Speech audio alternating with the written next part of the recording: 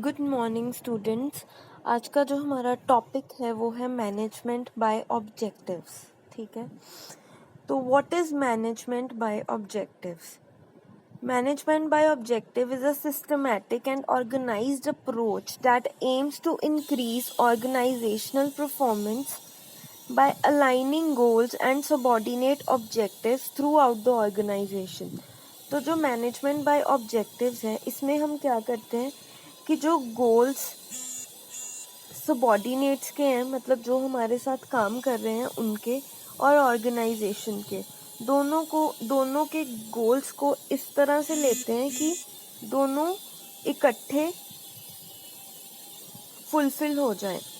It allows management to focus on achievable goals and to attain the best possible result from available resources। इसमें क्या होता है कि जो हमारे पास जितने अवेलेबल रिसोर्सेज हैं हमने उनके अंदर अंदर ही अपने गोल को अचीव करना है। One of the concept of MBO is that all managers should participate in the strategic planning process। एक कंसेप्ट जो बहुत इम्पोर्टेंट है MBO में वो है कि सारे मैनेजर्स को पार्टिसिपेट करना चाहिए स्ट्रैटेजिक प्लानिंग प्रोसेस में। अब ये जो स्ट्रैटेजिक प्लानिंग होती है ये लॉन्ग टर्म के लिए होती है। For better implementation of plan it includes ongoing tracking and feedback in the process to reach objective. इसमें क्या क्या आता है? It includes ongoing tracking and feedback. ठीक है, साथ साथ में ट्रैकिंग होती है कि कितना प्रोसेस हो गया है, फिर साथ में उसका फीडबैक भी लिया जाता है। अब कोर कंसेप्ट क्या है एमबीओ का, क्यों स्टार्ट की गई? According to Drucker, manager should avoid the activity trap that is getting so involved in the day to day activities that they forget their main purpose और ऑब्जेक्टिव। ये इसलिए start की गई ताकि हमारा जो मेन ऑब्जेक्टिव है या जो मेन गोल है जिसे हमने अचीव करना है उससे हम भटके ना। MBO is primarily a tool for strategic planning, employee motivation and performance enhancement। मतलब ये लॉन्ग टर्म के लिए एक टूल यूज किया गया है। It intends to improve communication between employees and management, increase employee understanding of company। इसका मतलब है कि ये इम्प्रूव करता है कम्युनिकेशन एक एम्प्लॉयज़ और मैनेजमेंट के अंदर, एम्प्लॉयज़ की अंडरस्टैंडिंग बढ़ाता है। Focus employ efforts upon organisational objective, जो एम्प्लॉय है उसको हेल्प करता है कि कैसे ऑर्गेनाइजेशन ऑब्जेक्टिव्स को अचीव करना है। And provide a concrete link between पे एंड परफॉर्मेंस। अगर आपकी अच्छी परफॉर्मेंस होगी तो आपको अच्छी पे मिलेगी। The emphasis on the result achieved by the employees rather than the activities performed in their jobs। हमें नहीं पता कि किस उस इंसान ने क्या क्या एक्टिविटीज़ की वो रिजल्ट को पाने के लिए। The main focus is result, आपकी परफॉर्मेंस कैसी है। Next is process of MBO। क्या प्रोसेस है? Setting objectives, setting employees target, monitoring performance, evaluating performance and performance based incentives। इसको हम next point by point explain करेंगे। पहले है कि ऑब्जेक्टिव सेट करना है, फिर एम्प्लॉयज़ के टारगेट सेट करने हैं, फिर उनकी परफॉर्मेंस देखनी है, फिर इवेलुएट करनी है, देन उनको इंसेंटिव्स देने हैं। In MBO system, objectives are written down for each level of the organization and individuals are given specific aims and targets। हर एक इंडिविजुअल को स्पेसिफिक टारगेट दिया जाता है।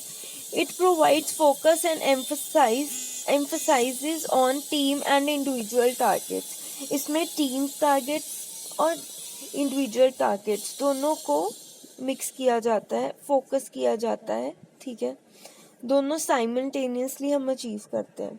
For MBO to be effective, individual manager must understand the specific objective of their job and how those objective fit in with overall company objective set by the board of directors.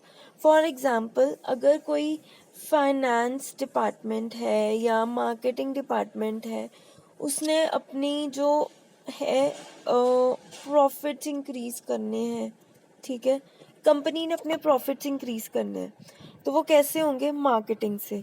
Marketing अच्छी होगी, लोग ज़्यादा product खरीदेंगे, तो उससे क्या होगा? Profit ज़्यादा होगा। अब इससे क्या होगा कि मार्केटिंग डिपार्टमेंट की भी अपनी जो एक गोल है वो अचीव हो रहा है, ठीक है, एंड कंपनी का जो प्रॉफिटेबिलिटी वाला है वो भी अचीव हो रहा है। अगर मार्केटिंग अच्छी होगी तो उनकी परफॉर्मेंस अच्छी होगी, और एमबीओ में हमने पढ़ा है कि परफॉर्मेंस के बेसिस पे ही पे मिलती है। Next is setting employees target. The management has to set the target for each employee and outline their accountability for the timely fulfillment of same. Means accountability means एक इंसान जो उन्हें अकाउंट, जिसको वो अकाउंटेबल हो, जिसको वो बताएं कि उनकी परफॉर्मेंस ऐसी रही है, कैसी भी रही है। Thus the organizational goals are bifurcated into individual objectives and targets. अब जो ऑर्गेनाइजेशन गोल्स हैं उनको आगे डिवाइड तभी किया गया है इंडिविजुअल टारगेट्स में, ताकि एम्प्लॉय अपने खुद के टारगेट भी अचीव कर सके। A successful MBO program require each employee to produce 5 to 10 specific measurable goals, कि वो गोल्स उन्होंने प्रोड्यूस करने हैं जो वो अचीव भी कर सके। Each target should be supported with the mean of measurement and a series of steps towards completion. अब उस गोल्स को कैसे पूरा करना है, उसका प्रोसेस, हर एक सीरीज, वो सब कुछ मेंशन होना चाहिए कि कैसे कैसे हम स्टेप फॉरवर्ड जाएंगे। These targets should be proposed to the employees manager in writing, then discussed and approved.